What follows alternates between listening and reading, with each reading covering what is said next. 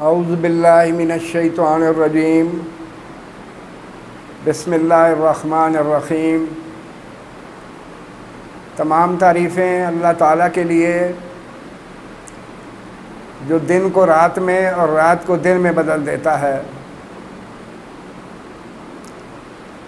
بے شمار درود و سلام نبی مہربان کی ذات اقدس پر، جنہوں نے پستیوں سے نکال کر ارتقاء کی منزلوں سے ہمکنار کر دیا۔ عزیز بچوں، آج ہم سورۃ الانفال کی آیت نمبر 8 اور 9 کا مطالعہ کریں گے۔ سورۃ الانفال پہلا رکوع آیت نمبر 8 تا 9۔ لیُحِقَّ الْحَقَّ، تاکہ وہ سچ کر دے۔ کس کو سچ کر دے؟ الحق کا، سچائی کو، دین کو۔ اور آپ کو بتایا گیا تھا کہ جہاں بھی آئے گا اس کا مطلب اور کا ہوگا۔ یبتلا، آپ کو پڑھایا گیا تھا کہ جہاں بھی آئے گا اس کا مطلب وہ ہوگا۔ وہ یبتلا، باطل، جھوٹ، الباطلہ،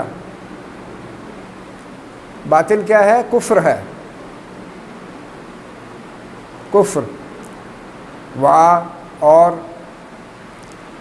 لو، اگر، کریہا، کراہت کے ساتھ، کراہت، برا لگنا۔ المجرمون، یہاں مجرم سے مراد بچوں گناہ ہے، گناہ گار ہے، کافر ہے۔ اذ، اگر، تستغیثون، تم، یہ استغاثہ سے ہے۔ غیثون، فریاد کرنا، تم فریاد۔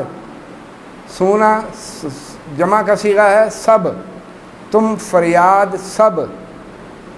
ربکم، اپنے رب سے۔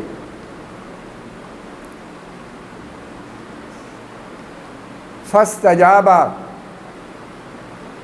پس قبول کیا۔ تجابہ، قبول کر لینا، قبول کیا۔ لکم، تمہارے لیے۔ لا کم، تمہارے لیے، جمع کا صیغہ ہے۔ انی، کہ میں۔ ممیدکم، تمہاری مدد کروں گا۔ بِالْفِ، ساتھ، الفی، 1000، 1000 کو کہتے ہیں، عربی میں 1000 کو الف کہتے ہیں۔ پیچھے آپ نے پڑھا کہ اللہ کہہ رہا ہے کہ میں مدد کروں گا، کس کے ساتھ؟ بِالْف، 7000 کے۔ من، سے۔ الملائکتی، ملائکہ ملک کی جمع ہے، ملک کہتے ہیں فرشتے کو۔ 1000 کے ساتھ کس سے مدد کرے گا؟ فرشتوں کے ساتھ سے۔ مردفین، کتار در کتار، مردفین، کتار در کتار۔ عزیز بچوں، اس کا ترجمہ کرتے ہیں۔ تاکہ سچ کو سچ اور جھوٹ کو جھوٹ کر دے، گو مشرک ناخوش ہوں۔ جب تم اپنے پروردگار سے فریاد کرتے تھے، اس نے تمہاری دعا قبول کر لی اور فرمایا تسلی رکھو، ہم 1000 فرشتوں سے جو ایک دوسرے کے پیچھے آتے جائیں گے تمہاری مدد کریں گے۔ کتار در کتار اندر کا مطلب ہے کہ ایک دوسرے کے پیچھے لگاتار آتے جائیں گے تمہاری مدد کے لیے۔ عزیز بچوں، اس کی تشریح کرتے ہیں۔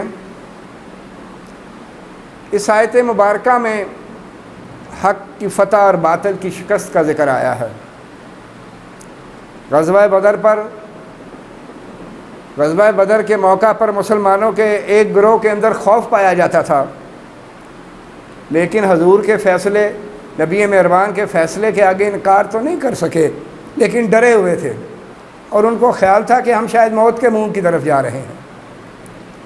جب لڑائی شروع ہوئی تو سب نے دیکھ لیا کہ حق بات وہی تھی جو اللہ کا رسول کہہ رہا تھا اور جو اللہ کی مرضی تھی، کیونکہ یہ وہ موقع تھا جہاں دعوت اسلامی کو نظام جاہلیت کے مقابلے میں زندہ رکھنا تھا، تاکہ سچ کو سچ اور جھوٹ کو جھوٹ ثابت کر دیا جائے، چاہے اس میں مشرکین ناراض ہی کیوں نہ ہوں۔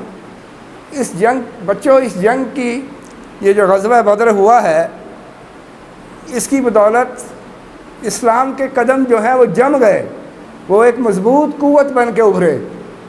ان آیات مبارکہ میں غزوہ بدر کی فتح کی خوشخبری سنائی گئی ہے۔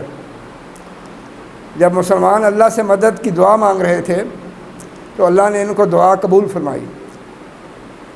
جنگ کا سامان بچوں، جنگ کا نقشہ ترتیب دینے کے بعد نبی مہربان مصلی پر آ گئے اور اللہ سے دعا کرنے لگے کہ اللہ جو میرے پاس تھا وہ میں لے کر آ گیا ہوں، اب تیری مدد کی ضرورت ہے۔